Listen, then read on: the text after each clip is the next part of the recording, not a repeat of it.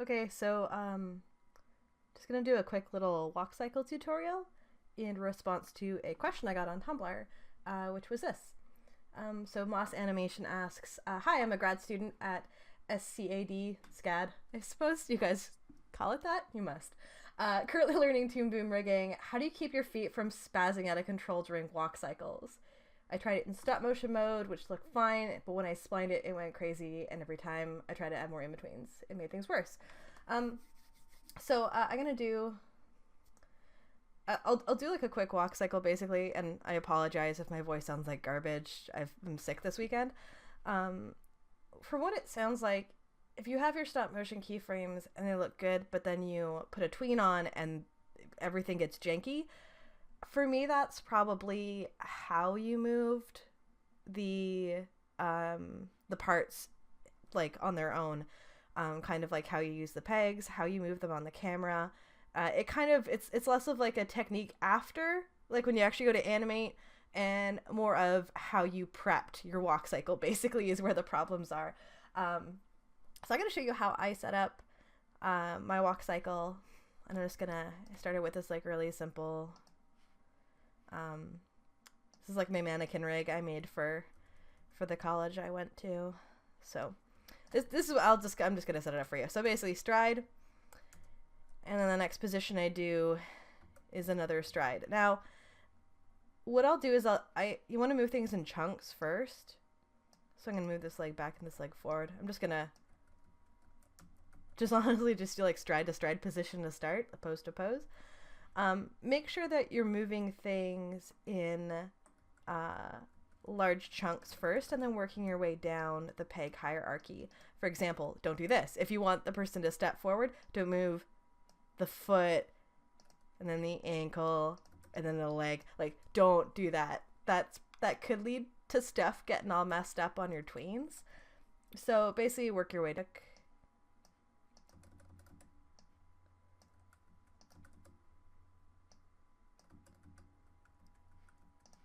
I'm not even really going to put very much rotation in it because this is like a really quick it's a really quick tutorial, or example rather, whatever.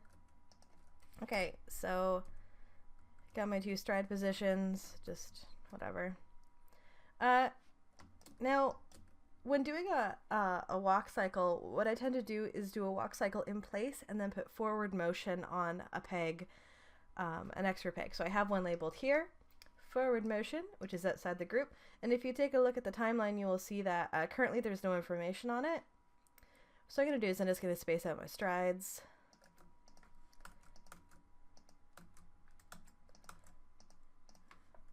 So it's just like beep, beep, beep, beep, beep, beep, beep, beep, beep, beep, beep. And I'll worry about in-betweens later. And what I'm going to do is I'm going to put a forward motion on the peg above it. Move here. And I gotta make sure that I have that one selected. Move it over. And if I tween it, he'll move forward. And this is just a base. And what you want to do is we're looking for the feet to kind of end up in the same place. So if I knock down keyframes over top of my stride positions,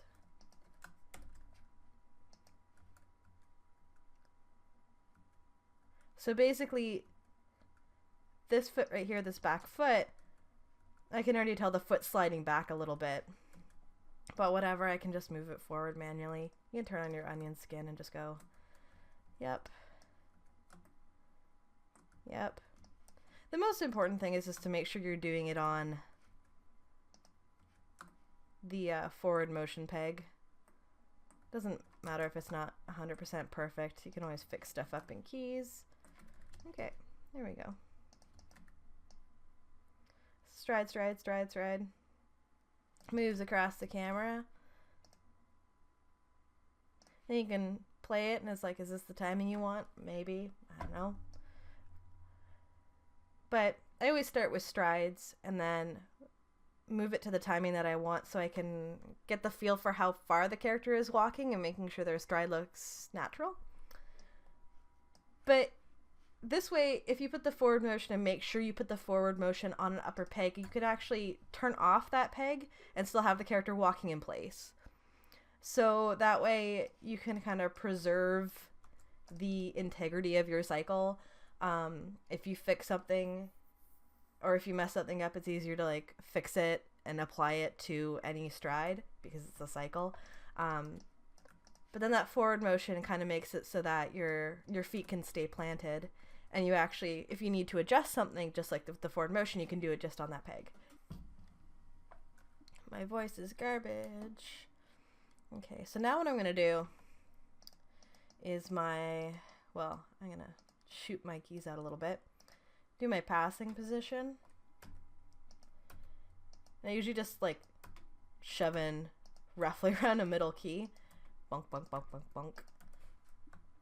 And because I know my feet were, God, my voice is garbage. It will automatically plant the feet because I already kind of made sure that the spacing complemented that. So I'm not going to have any problems with a lot of feet sliding. Boop, boop, boop, boop, boop.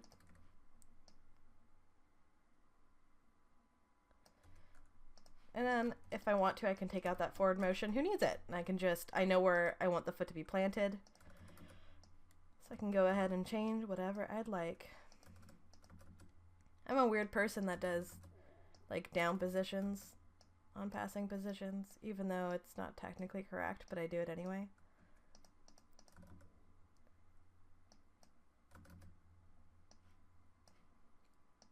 Get some of that good squash. I call it squash. I think calling it squash is a little old-fashioned, so I like to call it squish. That's a joke. Walk cycles get boring. I need to make it entertaining somehow. Boop.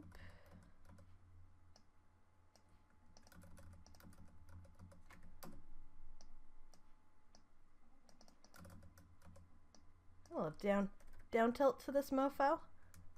Yeah. Now you can tell by the way I use my walk, I'm a woman's man.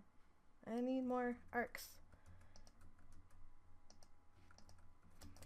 We'll do the same on this side.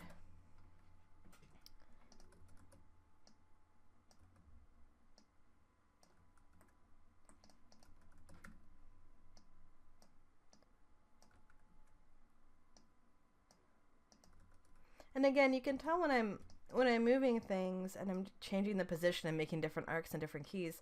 I'm basically working with like the upper pegs in chunks first. I'm not moving a lot of small individual pieces, and I'm moving them in a way that like I want them to move this way. Like for example, here I'll go with another keyframe. I'll show you this. So I'm gonna take this leg and I'm gonna make another keyframe and I'm gonna have it go whoop. I'm gonna do this. This is great. I love this. Okay. So now if I flip between these keyframes, like there's a slight movement to this leg. Oh, great. I'm gonna tween it so that I can connect these two together. I'll tween it. Oh, what the hell? What? No. That's because the computer is remembering what you're doing. So you always want to move stuff, you know, in the motion, in the arc that you want it to travel. That could be another reason why maybe things are getting a little jinked up. I like saying jinked.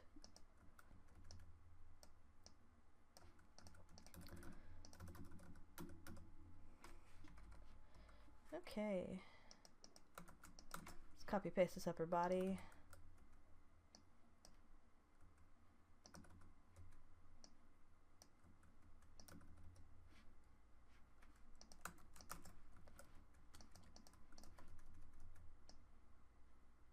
Okay, here we go.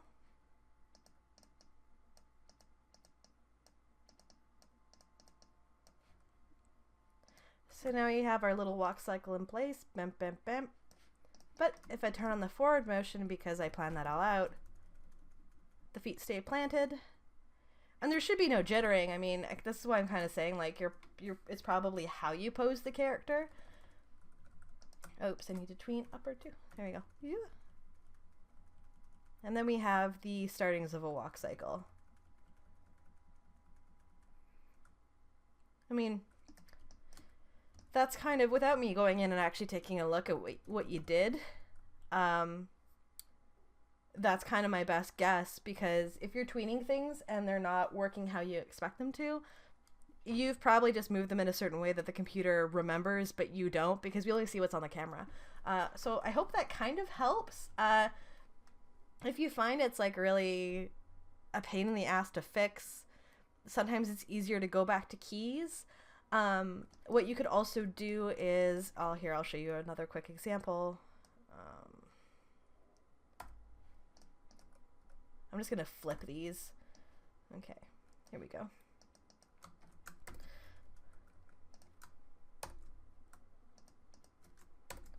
Okay, so from here to here, it looks like, hey, everything should be fine, right? That's cool.